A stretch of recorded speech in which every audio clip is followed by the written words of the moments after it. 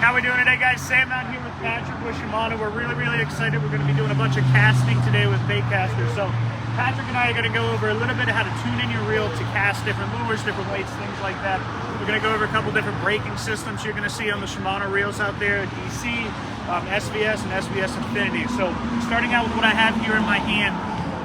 For example, I've got a little half-ounce lure on here. Now, most of the time when you're changing lures, changing weights, stuff like that, you're going to have to do some adjustments onto the reel to be able to get that to cast for you.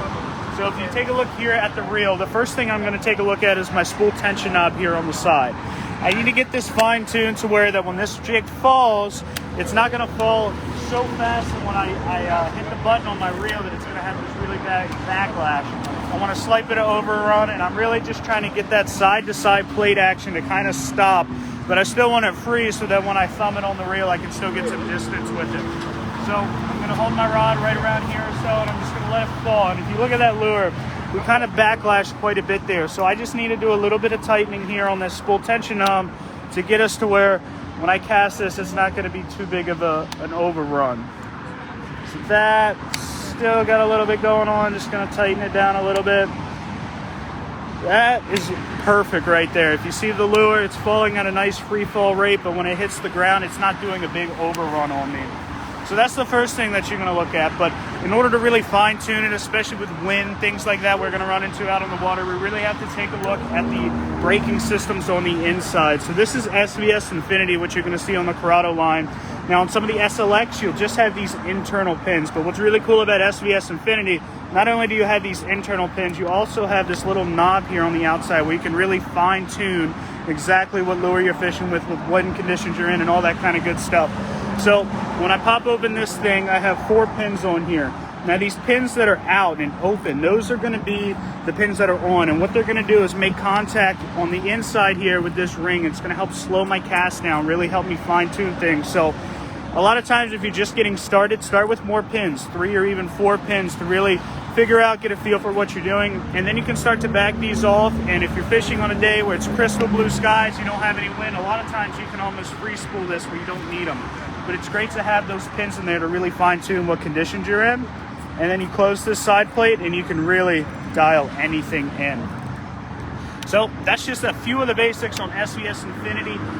Infinity braking or the SVS in general is pretty similar to that. You just have those internal pins. Now, Patrick here with Shimano is going to go over a little bit more about a really cool feature on DC technology.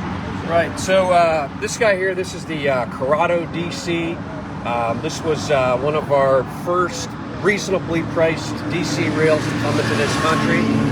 What DC technology is, there's actually a computer chip in here that regulates the spool speed to prevent backlash. So the only settings that you're really going to do are with this dial out here.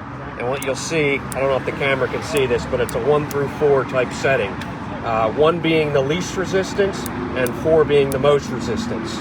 Okay. 1 would be for super long casts, maybe a slightly heavier weight, half ounce, something like that. 2 is a good all-around setting. For braided line, it's perfect for braided line. 3 would be kind of windy conditions. Fluorocarbon lines, works very well with fluorocarbon lines. And then 4 would kind of, I guess, be sort of the beginner setting. When you put it on 3 or 4, it's basically backlash proof. I hate to say that, but pretty close to backlash proof. So, I mean, it takes all the things out about casting that people are intimidated by, you know, the backlash and all. I have these set up on rods here, so if you guys want to come out, cast it, it's an unbelievable system. I'll take you out over here. We have a SLX and a Corrado DC, which actually I didn't mention this. This is going to be the lower price point in the DC line. So you could get a DC Shimano reel for $189.99. So great price point on that. So if you're interested in DC technology and you don't want to spend $260, the SLX DC is a great option. So we're super excited to see you guys out here today at the big Snakehead kickoff event. This is going to be our last day of sales. We're also going to have a ton of reps out here from different companies. We have Z-Man over here with Frank, and we've got a ton of different local Snakehead guys. So please stop on by, and I'm really excited to see you guys. Have a good one. Thanks, guys.